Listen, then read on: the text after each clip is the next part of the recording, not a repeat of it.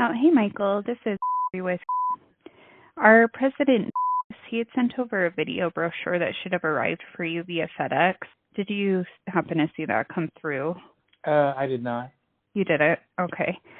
It was just a little introduction he sent over, so you'd have context as to who he is. But the main reason why he sent it actually had to do with some activity that he came across with your website.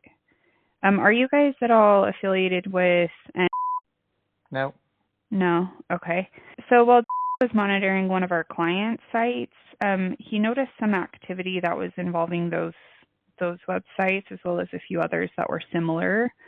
And he noticed that it was negatively impacting your company's domain traffic. And he did say it was out of the norm enough to want to give you a call. He wanted to see actually if you'd be available tomorrow at around 3 o'clock Central Standard Time, if that would be a good time for him to call you.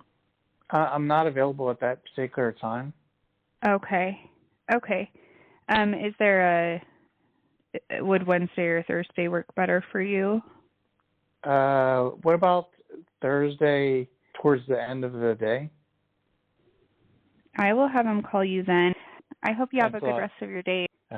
Take care. Here are 3 things this salesperson did very well that you could consider adding to your cold outreach efforts. And the first is that she uses a multi-touch approach. Touch 1 was sending a direct mail piece to the prospect's office. Touch 2 was sending a cold email referencing the direct mail piece and trying to close for an appointment. And touch 3 was the cold call you just listened to. And whether or not each of these outreach attempts was perfect, the general structure here is really good. And using a multi-touch approach will not only reinforce the message you are trying to deliver to your target prospects, but it can help you to improve your ability to get a hold and get engaged with the prospects you're trying to sell to. And the second thing that this salesperson does really well is that she focused on the pain that the prospect is experiencing. If you go back and listen to this call, this salesperson actually talked very little about the company she works for and what they do and the services they provide. And she talked about a problem or pain point that the prospect might be having that her company can help to solve. Talking about the pain that your product or service can solve can be a very effective way at grabbing the prospect's attention, building interest, and closing the prospect on moving forward to the next step, because prospects are much more motivated to solve problems and fix something that is not working well and stop something from hurting. Now, this salesperson actually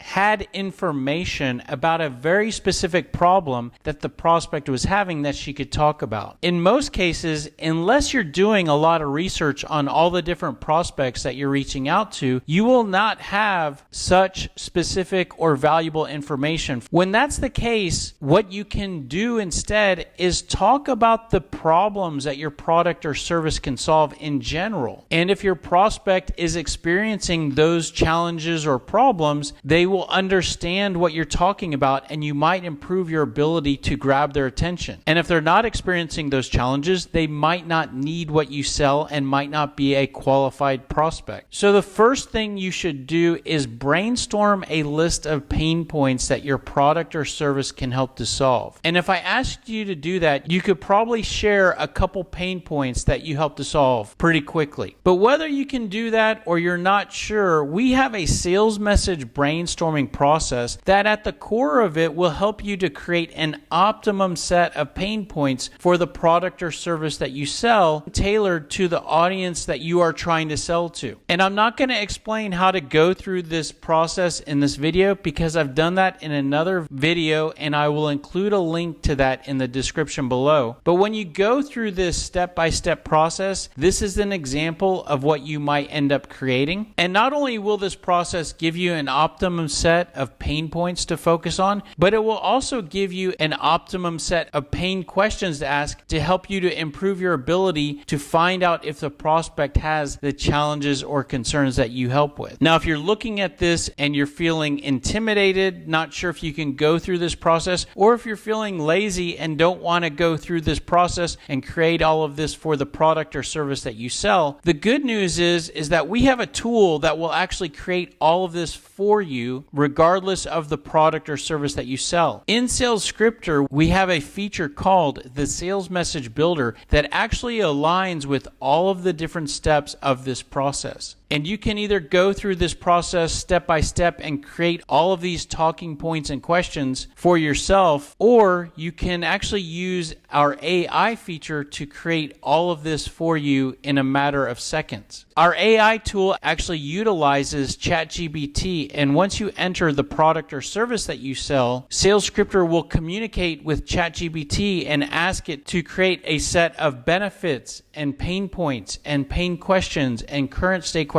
for the product or service that you sell. And when you go through this process, each of these steps creates what we refer to as building blocks, and you can then mix and match those building blocks to create your cold call script, an appointment script, email campaign, voicemail messages, objection responses, and a lot more. And the third thing that this salesperson does really well is that she stays laser focused on selling the conversation and setting the appointment. This is worth talking about because what most salespeople do in their cold calls and their cold emails is they actually sell the product. And they do this by talking about the company they work for, the product they sell, and asking the prospect if they need or if they're interested in the product they sell. And that's a flawed approach for many reasons, but one problem with that is that the prospects that you're reaching out to with your cold emails and your cold calls are most likely not in buying mode for what you sell. It's not to say that they do not need what you sell and cannot be persuaded to buy what you sell, but at the exact moment that you reach them, they are most likely not sitting there Googling and researching the area for the service that you sell. And this creates a mismatch between what you're wanting to talk about and where the prospect is mentally at that exact time. And that greatly increases the odds of being received with objections, rejection, and resistance. It's that type of setting that makes it extremely likely to face objections like, I'm not interested. We do not have any budget right now. We already use someone for that. We're not looking at making any changes right now. And not only is selling the product more difficult, but it's not even the next step in our sales process. The next step in our sales process is simply talking more and having a longer, deeper conversation with the prospect in the form of a meeting, an appointment, maybe an extended cold call. And instead of selling the product, we can simply focus on selling the conversation, and that's exactly what this salesperson did on this cold call. And that is pretty much it. If you have questions or want more information, the best place to go is salescripter.com. Hope this was helpful. Thanks for being here, and we look forward to seeing you on the next video. Have a great day. Take care. Bye.